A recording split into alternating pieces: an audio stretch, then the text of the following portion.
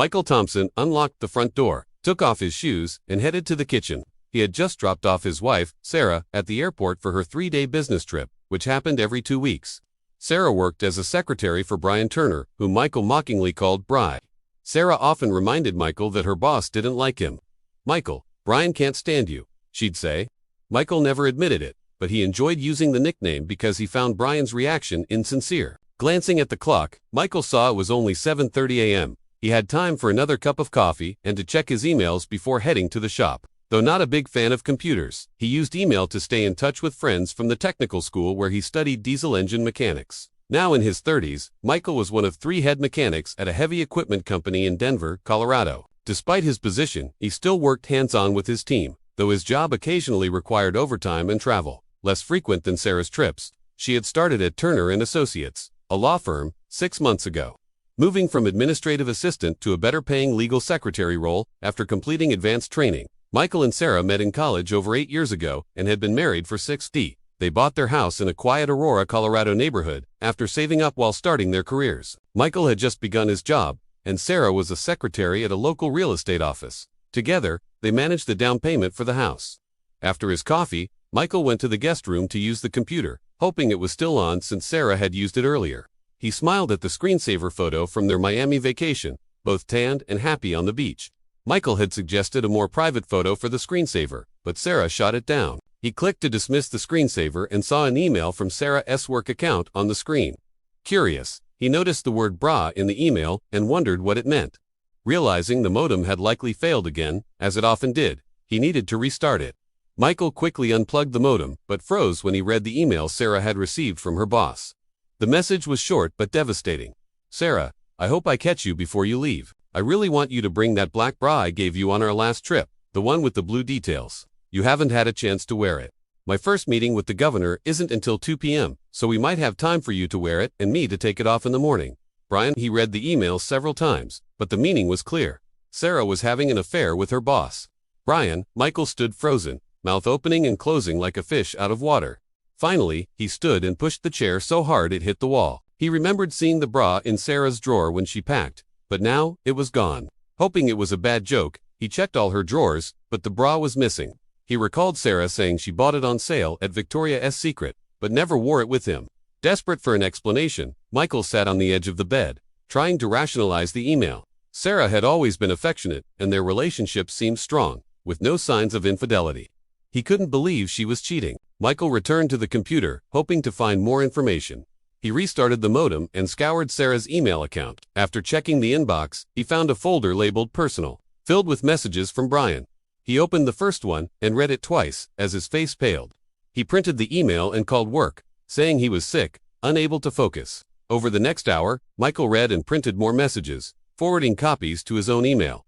When he finished, tears filled his eyes. He knew his marriage was over. After another check of Sarah's email at Turner & Associates and finding nothing more, he logged out of her corporate account and went to his own, creating a separate folder for all the forwarded messages and changing his password to keep them secure. He shut down the computer, grabbed the printed messages and his cold coffee, and returned to the kitchen. He took a beer from the fridge, sat at the table, and reread the messages. Shocked at how much they revealed about Sarah and Brian's trips to Denver. Sarah had been at the new job for only a week, when she was told she'd need to accompany Brian to the state capitol. The firm lobbied at the governor's office and represented clients in state courts, so it seemed important at first. Now, Michael realized Brian had likely tipped Sarah off early, as some trips weren't even necessary for business. Sarah soon volunteered for these trips, and Michael suspected Brian had seduced her on the second trip, if not the first. The first email in the personal folder was a reply to Brian, thanking him for a Gucci bag and a wonderful dinner, mentioning the night they spent together. Michael remembered Sarah showing him the bag, claiming it was a $40 knockoff bought at a mall kiosk. The ease with which she lied made him nauseous. The correspondence between Sarah and Brian was frequent, usually around their trips.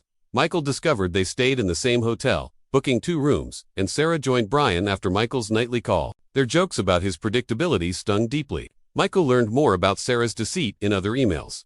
For instance, the diamond earrings she wore at the Christmas party were a gift from Brian, though she claimed they were cubic zirconia. A thank you note from Brian for an extravagant gift from Sarah suggested she'd gone beyond mere gratitude. One email mentioned Brian's condo, reminding Michael of Sarah mentioning his place with a view of the Cherry Creek Reservoir. It seemed likely they met there during the day, under the pretense of work, or during lunch. Sarah was careful to hide any evidence. By noon, Michael had reread all the messages and knew he needed to decide what to do before Sarah returned with Brian. She usually arrived in the early hours of Friday, took a taxi home, and called Michael at work to confirm she was okay. Ironically, the greatest danger had already struck while she was away. Michael grabbed 2 more beers and stretched out on the living room couch. Nearly 5 hours had passed since he dropped Sarah off at the airport to meet her lover. He realized they had likely planned everything carefully, as he rarely saw Brian when he took Sarah to the airport. Occasionally, Brian was in the boarding area but always ignored them. By 6 p.m., Michael was nearly incoherent, having made several trips to the bathroom and kitchen for more beer. When he went to grab another and saw the fridge empty, he noticed the 12 empty bottles on the table. He'd finished the 2 six-packs he bought the day before. Exhausted and having eaten nothing, he needed sleep. He made it to the bed and passed out, still dressed. At 10:15 p.m., the phone woke him from a whirlwind of happier memories with Sarah. He assumed it was her calling to ask why he hadn't called. Everything he'd learned came rushing back, and he decided to wait until she returned home to confront her. The answering machine picked up just as he grabbed the phone. "Hello, is that you, Sarah?" "It's me," she said. "Why didn't you call? You always do that. Is everything okay?" He heard concern in her voice and nearly exploded but controlled himself. "Sorry, Sarah, I fell asleep." "What happened?" "You've never done this before," she pressed. Michael almost confessed, but instead said, "I had some beers after work, and I think they knocked me out." He went on the offensive. "So, how was your day?" "Busy this morning. I hope Brian wasn't too hard on you." Sarah hesitated. "No, I wasn't busy. Why? You never ask about my work," she said. "Just curious. How are you? Everything okay with you?" He pressed. "Of course. Why?" "Are you asking that?" she replied nervously. "Just kidding. I trust you completely." He lied. Sarah sounded uneasy. "Of course you do. You've never said anything like that before." "Forget it. I didn't mean anything by it. I'm probably going to sleep. The beer's making me sleepy." "Okay, Michael, have a good night's sleep. I love you." Michael couldn't say those words back. "All right, I'm going to sleep. Bye, Sarah." He hung up and went to the bathroom. Then he sat by the phone, waiting 15 minutes before calling the hotel and asking for room 612. After a dozen rings, he hung up, unsurprised that no one answered. He suspected they were laughing at him, planning to make him call earlier. Tears filled his eyes, and he stumbled back to bed. The next morning, he didn't feel too guilty about the previous night's indulgence. After a shower, he felt well enough to go to work, but couldn't stop thinking about Sarah. He performed his tasks mechanically, and his coworkers, noticing his distraction, were relieved when the day ended. Michael grabbed burgers and fries on the way home, food he usually avoided, and washed them down with beers. Knowing he couldn't do this every night, he left the second six-pack untouched. At 8 p.m., Michael called room 612 at the hotel. No one answered. After several rings, based on previous emails, he knew Sarah was usually in the room from 9:30 to 10 o'clock p.m. for nightly calls. Testing. He called every half hour, making his fourth call at 9:25. Each time, no one answered. Finally, at 9:45, Sarah answered on the second ring. "Hey Michael, you called right on time. I was about to go to bed but waited for your call." She laughed. "Couldn't sleep last night, just watching TV and waiting for you." "How was your night?" "Same thing. Sarah, just watching TV and taking a hot shower earlier," she replied, seemingly unaware of his suspicions. "Good. You must be well rested for tomorrow night. We'll need to keep you busy when you get back," he commented, keeping the conversation light. "Already making plans, huh?" she giggled. After a few minutes of small talk, Michael ended the call. "Got some things to do before bed. See you tomorrow." "Bye, honey. Looking forward to tomorrow night. I love you." Michael hung up without responding, waited 15 more minutes, and called room 612 again. Once more, no one answered after 10 rings. The next day, Michael went to work but left after lunch to be home when Sarah arrived from the airport. He knew they wouldn't spend the night under the same roof and was prepared for one of them to leave. For an hour, he waited patiently, feeling an emptiness inside but determined to maintain his dignity. He reflected on their life together, recalling only the good times, while the recent discoveries seemed unreal. He was at the kitchen sink when he heard the front door open and Sarah's suitcase rolling down the hall. She appeared in the kitchen, initially surprised to see him. "Michael, what are you doing here? Why aren't you at work?" she asked, her surprise turning to concern. "I was waiting for you, Sarah," he replied calmly, without emotion. "Why?" she asked, looking more worried. Instead of answering, he threw a stack of stapled papers on the table in front of her. She looked at him, then at the papers. Her curiosity soon turned to shock as she read. Her face lost color as she flipped through the pages. When she finished, she tossed the papers back on the table and stayed silent. "Well, you know," she finally said, "where did you get this?" "It's in my work email. The modem crashed, and your email was on the screen," Michael managed to say calmly. "Yeah, if it weren't for that, I probably never would have found out. You were really good at keeping this affair a secret." Sarah said nothing more, pulled out her phone, and started talking with her back to Michael. "It doesn't matter how. Yeah, I'll call a taxi and meet you there. Bye." She turned slightly toward Michael and said, "I'm leaving. I'm sorry you found out this way. I'll come back tomorrow to get the rest of my things." She grabbed her travel bag and started to leave. Michael, in disbelief, shouted, "That's it, no explanation. You're just sorry I found out this way." Sarah replied, "What's there to explain? I've been with Brian for so long that being with him completely is just the next step. He's been good to me. You can't compete, Michael. I'm sorry." Tears welled in Michael's eyes as he asked, "Is this about the money, the bag, the earrings, and other things?" Sarah hesitated. "The gifts are part of it. Brian lives at a higher level, and I'm ready for that life." She went to the bedroom and stayed there for a few minutes, while Michael tried to compose himself. When she returned with a garment bag, he heard the taxi honking outside. Without another word, she left. Michael followed, watching the driver load her luggage. She got into the taxi, looked back, and Michael thought she might be crying. Alone in the kitchen, Michael wondered what the hell had just happened. The next day, Saturday, he was still in shock. Sarah called around noon, saying she'd come to pick up the rest of her things with her father. When they arrived, Michael sat silently on the couch as they moved boxers. After a few minutes, Sarah's father, Joseph Miller, joined Michael. They sat in silence, until Michael asked, "Did she tell you what's going on?" Joseph looked embarrassed. "I'm sorry, Michael. She seems to have made a decision. We don't understand why she'd leave you for her boss." Michael replied, "I guess it's what he can offer her. She didn't say she loves him or stopped loving me." Joseph asked, "Does that really matter?" Michael thought and answered, "No, she's been with him for months. I can't forgive that, even if she wanted me to." They sat in silence until Sarah came out, saying, "I got everything I wanted. Do what you want with the rest." She had tears in her eyes as she carried a box out. Her father followed with another. After they left, Michael noticed some of Sarah's things still in the closet and drawers. He threw out her clothes, makeup, and toiletries, erasing all traces of her from the bedroom and bathroom. He spent the rest of the day lying in bed, thinking about what he could have done and fantasizing about revenge. Eventually, he realized that, though angry, he wasn't a vengeful person. He decided to focus on forgetting her. The weekend passed in a blur for Michael. He drank heavily, finishing all the beer he'd bought, trying to numb the pain of Sarah's betrayal. On Monday morning, he felt slightly better, starting to accept the situation. On Tuesday, he called Turner and Associates to get Sarah's forwarding address for her mail. The receptionist said Sarah would send the details via email. That night, he received an email with the address of Brian's apartment on the 9th floor in downtown Denver. On Wednesday morning, Michael was called to the office for a call. The bank informed him the mortgage payment had been canceled.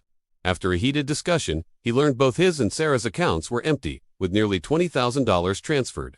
Furious, Michael went to Turner and Associates, determined to confront Sarah and demand half the money back. He stormed the office, bypassing the receptionist, and confronted Sarah, accusing her of embezzlement. Brian Turner appeared briefly from his office before locking himself inside. Michael turned to Sarah, demanding his money. She handed him an envelope, saying he could keep the house, car, and furniture. Michael opened the envelope as security approached, warning him to leave or face charges. He left, calling Sarah a greedy cow and yelling at Brian for hiding. In the parking lot, Michael examined the envelope's contents. It was a spreadsheet detailing their assets and liabilities. If he kept the house, car, and furniture, and she took the money, the split would be even. However, he realized selling the house would incur additional costs not reflected in the spreadsheet. Michael went to the bank and arranged a line of credit to cover the mortgage and other expenses until his next paycheck, hoping to manage the financial burden until everything was resolved. He'd always relied on their savings for unexpected expenses, but now he knew it would take months to regain control. The next 2 weeks were an emotional blur. The day after his visit to Turner and Associates, Michael received a letter warning him to stay away from Sarah and Brian or face harassment charges and a restraining order. Furious, he almost responded but gave up. A week later, Sarah filed for divorce, using the terms from the spreadsheet. After spending $200 and losing more work hours, a lawyer advised him that fighting it would cost more than it was worth, especially with the legal warnings. Michael's life slowly began to improve. 3 weeks after Sarah left, he realized he needed to erase her memories from his home. He removed her vanity, rearranged the bedroom furniture, and redecorated the bathroom. Feeling better, he started sorting through photos, removing her images from frames, storing photo albums with their memories, and keeping only pictures with friends and family. One night, while looking through old photos, he found a picture of himself with Emily Carter, a high school friend. Curious, he checked the phone book but couldn't find her or her mother's number. Satisfied, he set the book aside. About 6 weeks after Sarah's departure, Michael was interrupted from his TV show by a knock at the door. He was surprised to see Sarah's older brother, Roger Miller. "Hey, Roger, come on in. Didn't expect to see you," Michael said, stepping aside. Roger patted Michael's shoulder and said, "Hey, Michael, I tried calling, but your number's out of service. I switched to just my cell to save money," Michael replied, leading Roger to the living room. "Want a beer?" "Sure," Roger answered. Michael returned with 2 open bottles, handing one to Roger. "What brings you here?" "Been wondering how you're doing since Sarah left," Michael said. Roger shifted uncomfortably. "That's why I'm here. Sarah visited my wife, Lisa, 2 days ago. I told her what I thought about her cheating on you. Then they went to the kitchen to talk, and I listened from the garage."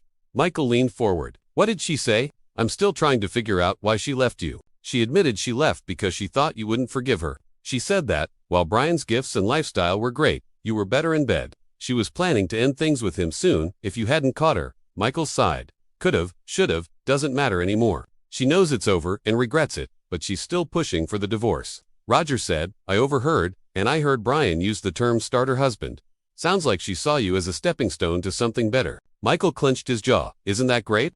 Don't fight with Lisa about this, Roger. I need to talk to her without losing my cool. My wife has a lot of explaining to do." They talked for another half hour before Roger left, adding a few minor details. Michael fell asleep, still thinking about being a starter husband. The next day, Michael stopped at a grocery store to start eating healthier. At the checkout, the cashier recognized him. "Aren't you Michael Thompson?" she asked. "Hey, Wendy, didn't know you worked here." "It's been a while," Michael replied. After paying, he asked, "You were friends with Emily Carter. Know what happened to her or her mom?" Wendy thought for a moment. "I heard she got married years ago. Her mom still lives in the same house but remarried. Her last name's Smith or something now." "Thanks, Wendy," Michael said, feeling a bit lighter. Agreeing to grab coffee sometime, he and his old friend parted ways. Michael returned home in a good mood, cooked a healthy dinner, and went for a run, determined to make it a new routine. He embraced proper nutrition and regular exercise. Over the next few days, Michael's new lifestyle boosted his mood, making him more positive at work. However, a short letter from Sarah interrupted his progress. It read, "I never saw you as a starter husband." Clearly influenced by Roger and Lisa's conversation, Michael replied, "Actions speak louder than words," but got no response. 3 months after Sarah left, Michael received the final divorce papers, surprised at how quickly Brian had expedited the process. He celebrated with a beer, sent a final email to Sarah. "You got what you wanted," and never heard back. Later that night, he decided to call Emily Carter. When she answered, she was happy to hear from him. They spent an hour catching up. Emily shared that her husband, Frank Carter, was killed in a robbery, leaving her a widow with a 4-year-old daughter, Christina. She lived off a pension but planned to return to work as a therapist. When Christina started school, Michael shared details of his divorce. When the conversation ended, he asked if she'd like to meet for dinner or drinks. Emily hesitated, explaining she wasn't ready to date and was focused on her daughter. Disappointed, Michael wished her well and hung up, feeling rejected. Dealing with the divorce's finalization, he grabbed another beer and went to bed, reflecting on an emotionally tough day. The next 2 months flew by for Michael. He settled into a routine, avoiding new relationships until thoughts of Sarah faded. He still thought of her often, but the pain lessened over time. Michael gave up his landline and cable TV to save money and read newspapers left in the break room by colleagues. One morning, during a coffee break, a coworker handed him a paper with the headline, "One Dead, One in Critical Condition." The article described a fatal accident involving Brian Turner and Sarah Thompson. Brian died, and Sarah was in critical condition, with alcohol suspected as a factor. After reading it twice, Michael tossed it back, saying, "I can't say I'm sorry, he's dead. I hope Sarah recovers, but I don't care enough to worry." His coworker commented on how Sarah's departure affected him, to which he replied, "Reading that article proved I can move on. I don't feel the need to rush to her side." The article was a turning point for Michael. He felt a weight lift and realized he could move forward. In the following days, news confirmed Brian's death and Sarah's critical condition. Michael invited a receptionist, Joanna, to dinner, enjoying her company and feeling ready to move on. 2 weeks after the accident, Roger Miller visited Michael. They sat in the kitchen with beers. "What brings you here, Roger?" Michael asked. "Just in the neighborhood," Roger replied, sharing that Sarah had a severe head injury and was in a medically induced coma. It's tough for our parents. Thank God she was wearing a seatbelt. Brian wasn't and paid for it. Michael suggested suing Brian's estate. Roger sighed. My dad and I talked about it. We'll see when she comes off the meds and coma, if she does. Michael expressed concern. Tell your parents I said hi. I've moved on. I even had my first date in years. I'm sorry she's hurt, but I won't let it affect me now. They talked about sports and work, avoiding Sarah's topic until Roger left. As he was leaving, Roger said, Lisa and I are doing better. She saw what Sarah was like and decided she's happy with me. Sometimes the grass looks greener, but it's not. Michael replied, glad to hear that, Roger. Sarah forgot her obligations in our marriage. It could have been worse. We could have had kids. They shook hands, and Roger left. 6 weeks later, Michael heard nothing more about Sarah and assumed she was recovering. He started dating again, going out once a week. He spent a few nights with Joanna, the receptionist, enjoying their time together, which helped him feel ready to date others. One Thursday night after his workout, Michael returned home and heard the doorbell. He was surprised to see his ex-father-in-law, Joseph Miller. Joseph, what brings you here? Michael asked. Can't stay long. We're going to the hospital tomorrow at 2 p.m. to visit Sarah. She woke up this week. We want you to join us. Confused, Michael asked, why do you need me to visit? Our marriage ended long ago. Just meet us there. We'll talk after. I'm in a rush. See you tomorrow, Joseph said, hurrying to his car. The next day, Michael adjusted his schedule, left work early, and went to the hospital, eating fruit on the way. He arrived at 2:10 p.m., went to Sarah's room, feeling nervous. He hadn't seen her since his angry visit to her office, and they hadn't emailed in months. Sarah was asleep, her hair now 2 inches long due to surgery, with a visible scar. She was hooked to an IV and heart monitors. Michael waited for her parents, feeling mixed emotions. After a few minutes, Sarah woke and smiled at him. Michael, you're here. Where have you been? I missed you these last 3 days. Surprised, Michael replied, I've been at home and work. Confused, Sarah asked, why weren't you here when I woke up? Why would you work or stay home if I was here? Frustrated, Michael responded, we're divorced. You left me for your lover. Why should I visit? I'm only here because your parents asked. Sarah's reaction shocked him as she shouted and tried to move toward him, becoming agitated. No, no, no. What are you saying? She screamed, flailing and trying to free herself from the equipment. She ripped out the 4, triggering alarms on the infusion pump and heart monitor. 2 nurses rushed in, one asking, what did you do to her? Before restraining Sarah, Michael said, I didn't do anything. I was just here. Sarah muttered incoherently, trying to break free. The second nurse said, I'm getting restraints and calling the doctor for sedation, and left. Michael walked out, shaking his head, thinking, she's lost it. At the elevator, Sarah's parents arrived. Before they could speak, they heard screams from Sarah's room and saw a nurse rush in with restraints and a syringe. Sarah's mother, Nancy, asked, you didn't talk to her, did you? Michael nodded, and she exclaimed, oh, God, no. Stunned, Michael watched briefly before pressing the elevator button. As the doors closed, he saw Sarah's father looking for him. Michael waved goodbye and left, relieved to start the weekend early. He drove home, reflecting on the strange events, determined to forget it all. He concluded Sarah's psychological issues were best left to her parents and doctors. After a shower, he considered calling Emily Carter again. If she declined, he'd call Joanna. Almost hanging up as the phone rang, he was surprised when Emily answered. Hi Emily, it's Michael Thompson.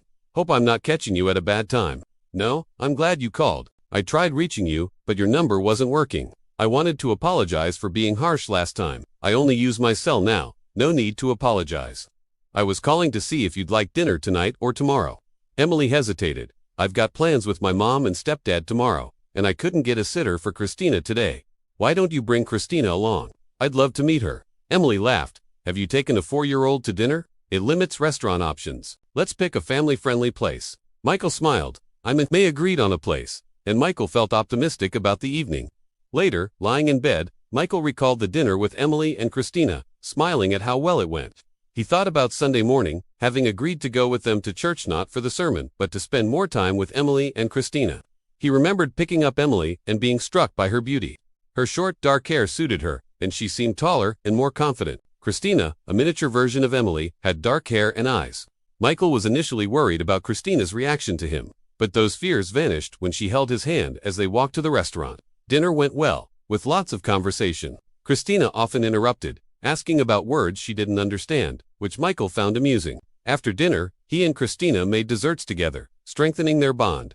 After a pleasant evening, Michael drove Emily and Christina to their apartment. Christina's need for her mother's attention prevented a goodnight kiss, but Michael was content. On Sunday, after church, Emily dropped Michael off at home. Christina reminded him about their zoo plans, and he reassured her he wouldn't forget. As he got out of the car, he noticed his ex-in-laws at his door. Sarah's mother, Nancy, looked worried. "We need to talk to you. It's important." Michael invited them in for coffee. Once seated, Nancy explained, "Sarah's in a terrible state since your visit. She's been upset whenever the sedation wears off." Michael asked, "What's the problem?" Nancy replied, "We wanted you to meet her neurologist first. He could explain her condition." Michael apologized. "I'm sorry, I didn't know, but what difference does it make? I barely spoke to her." Nancy sobbed, and her husband took her hand before continuing. "The problem is, you told her about the affair and divorce. We wanted to avoid that until she was stronger." Confused, Michael asked, "Why shouldn't I mention the affair and divorce? She can't think I'd forget. Brian's death doesn't mean I'd take her back." Joseph explained, "Sarah had a severe accident, a head injury damaging part of her temporal lobe, causing retrograde amnesia. She recognizes you and us, but lost all memory of the last 18 months and some earlier moments. She thinks you two just got back from Miami. The doctors believe she might recall more with time, but it's not certain." Michael, surprised, asked, "So I shouldn't have mentioned the affair and divorce?" Joseph replied, "Exactly. The doctor suggested giving information gradually. You overwhelmed her, which may have triggered some memories, but we don't know how much she recalls." Nancy, regaining composure, said, "She's not strong enough yet. The news you gave upset her. We're starting new treatment, and we hope to discuss everything soon." Michael felt ashamed. "I'm sorry if I made things worse. I didn't know about her condition." Nancy responded, "It's okay, Michael. We hope you can help her recover her memories. We want your photo albums." The doctor said pictures might help. Michael stood and looked out the window. "I can't help with the albums. They're gone. I threw them out months ago." Nancy, shocked, asked, "What do you mean?" Michael replied, "I deleted the photos I wanted and tossed the rest. I offered the albums to Sarah, but she wasn't interested." Joseph and Nancy were stunned. Michael added, "I have some things that might help. Give me 15 minutes. He returned with a stack of papers and a CD. "Here are the letters I used to find out about the affair. They might help Sarah remember." He placed the papers in front of Nancy, who reached for them, but Michael quickly pulled them back. "They're explicit. Consider yourself warned before reading." He also handed over copies of all legal letters, including the warning after his visit to Turner and Associates. The last item was a CD labeled Miami. Handing it over, he said, "These photos are all I have of our time together. They include beach and dinner shots. Sarah should probably look at them alone." Sarah's mother folded the papers and CD. Michael hoped this would help Sarah. They sat in silence until Nancy said, "I don't think you want to talk to Sarah about what happened." Michael replied, "Not now. If she wants to talk after seeing this and understanding what she did, she can call me." Joseph asked hopefully, "Would you consider starting over with her?" Michael shook his head. "I can't risk that. She chose Brian's wealth over me. I don't believe a head injury changed that part of her. Even if it did, I won't take that chance." Joseph and Nancy understood, but thanked Michael for being open to talking later if needed. As they left, Emily and Christina arrived. Christina excitedly told the older couple, "We're going to the zoo to see the elephants." The grandparents greeted everyone warmly before leaving, apologizing for not being ready. Michael invited Emily and Christina inside while he changed. Soon, the happy trio headed to the zoo. Another month passed, and Michael was happier than ever. He saw Emily and Christina regularly, though they couldn't turn the relationship into something more serious due to Christina's constant presence. Emily suggested hiring a babysitter for their next date, and Michael eagerly agreed. On the date night, they watched a movie and danced at a bar, with Emily's mother watching Christina. Back at Michael's house, they enjoyed wine and danced to his CDs. After some gentle kisses, Michael grabbed his phone. "What are you doing?" Emily asked, smiling. "I'm starting to like this," Michael replied, placing a finger on her lips. "Give me a minute. I want to talk to your babysitter." Emily, shocked, tried to grab the phone. "Don't bother my mom. Why are you calling her?" She stopped struggling when she heard Michael say, "Okay, Mrs. Smith. I was hoping Emily could stay a bit later." "Great, that's wonderful."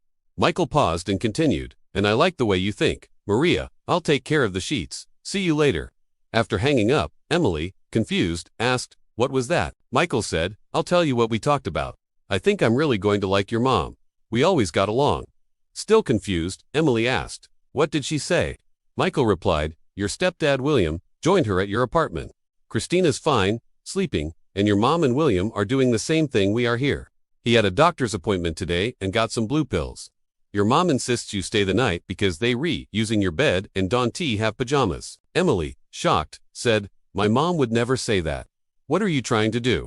Michael laughed. They were enjoying your wine, and William got your mom a bit tipsy.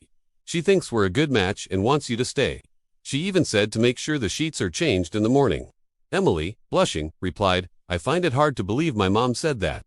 Michael kissed her and said, "Don't forget to change the bedding in the morning. Your mom wants us to meet them for brunch at 11 at the diner. Then we'll take Christina to the zoo at 2 p.m. Michael was lying on the couch, recalling the wonderful night with Emily. When they arrived at the diner, Maria, William, and Christina were already there. Both adults smiled, and Christina laughed and waved. Michael joked, "Sorry for the delay, had to do some laundry," making Emily blush. During the meal, they teased about the blue pills, the sheets, and the wine, leaving Christina confused. Later in the parking lot, Michael kissed Emily and Christina and hugged Maria, whispering, "Thanks for your suggestions. It was the push we needed." Maria whispered back, "You two are a good match. William and I enjoyed testing his prescription." She laughed and walked to the car with William. Michael waved as they drove off, smiling when his phone rang. Thinking it was Emily, he answered, "Hello." Recognizing Joseph Miller's voice, Michael said, "Yes, it's me. What can I do for you, Joseph?" Joseph said, "Sarah wants to talk to you. She's staying with us and asked if you could come over for coffee. She's afraid you'd hang up if she called." Surprised, Michael hesitated. "I think I can come. I don't have plans today. Should I go now?" Joseph replied, "We'd appreciate it." "Okay, I'll head over." Driving to his ex-in-law's house, Michael wondered what Sarah wanted to say. Entering the house, he recalled all the pleasant times there, but this visit felt different. Sarah hadn't arrived yet, so Joseph and Nancy asked him to join them in the kitchen. After serving coffee, Joseph said, "Nancy and I will let you to talk. We'll be in the living room." They left just as Sarah entered and sat across from Michael. He was surprised to see her looking so well. Her hair had grown and was neatly styled, but she looked thinner with dark circles under her eyes. She seemed nervous, fidgeting with a tissue. Michael broke the ice. "You look like you're recovering well, Sarah." "Thanks, Michael. I appreciate you coming on short notice. I hope it wasn't a bother." "No problem. Sarah, how's your memory?" Starting to recall things, she shook her head. "I only remember some things from the last year and a half at Turner and Associates.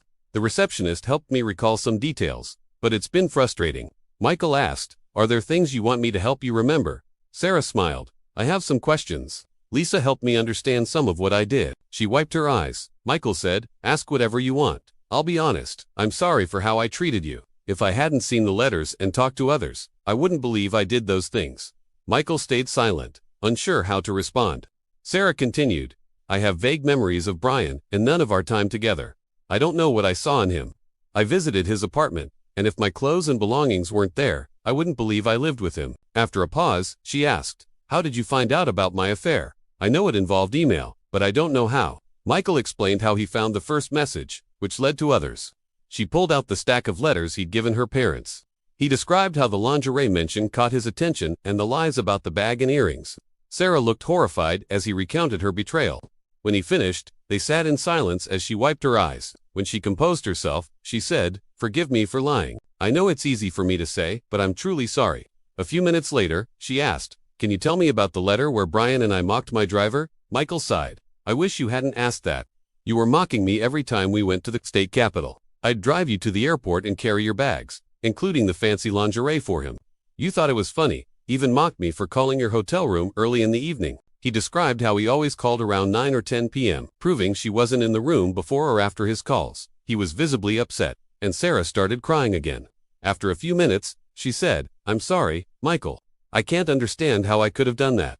Michael took a long sip of coffee. "It's in the past, Sarah. I'm still upset, but I've had time to get over most of it." The conversation shifted to her medical condition. She explained she was having occasional seizures and the doctors were trying different medications to control them.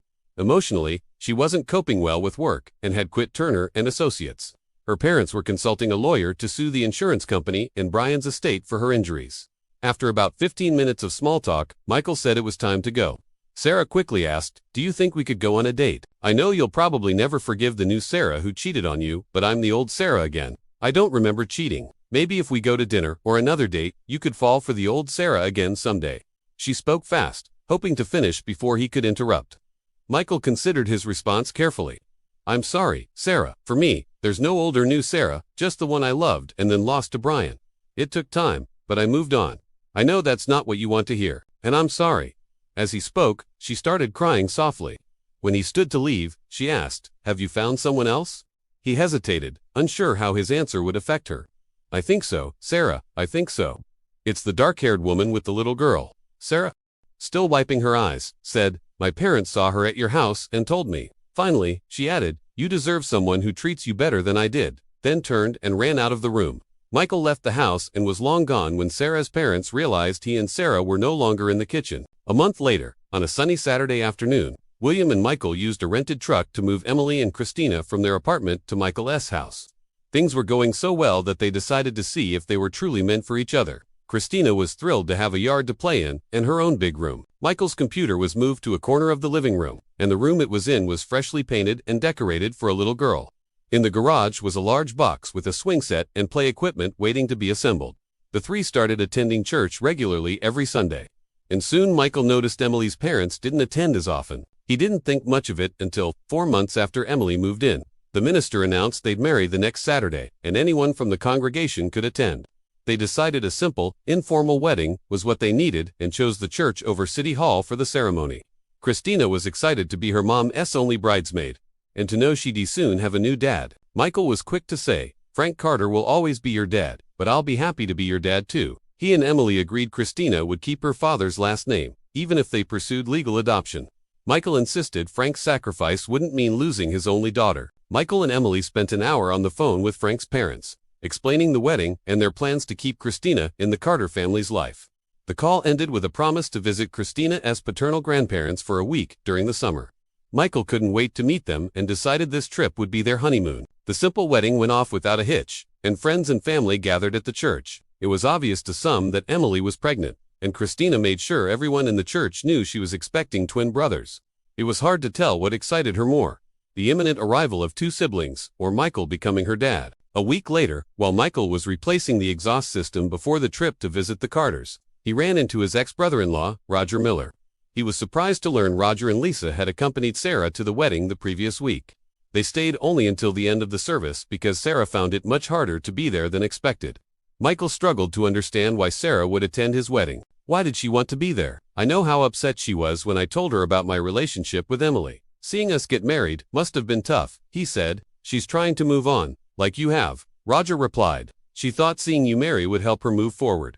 It bothered her a lot, but she said she was glad she went. The men continued talking until Roger said, almost forgot to tell you. Sarah's claim against Brian's insurance company was settled. Since it looks like she won't work again, she got nearly $2 million. Part of the deal was keeping his apartment, so that's where she lives now. We can't figure out why she wanted to do that, but she said she hopes living there helps recover lost memories. Personally, I don't think it's likely. The doctors believe she's recovered all she can. I think dwelling on that jerk won't be good for her mental state. Considering he's dead, you're remarried, and she only remembers the good times with you. I think it's a mistake. 2 years passed quickly for Michael and Emily. Their twin sons, Frank and Michael Jr., were joined by a younger sister, named Maria after her grandmother. Their house was getting cramped for the growing family, and they were debating whether to expand or buy a larger home. They hadn't decided, thinking they had another year before being forced to choose. On a quiet Friday night, the phone rang, and Emily answered. After a moment, she called Michael to take the call.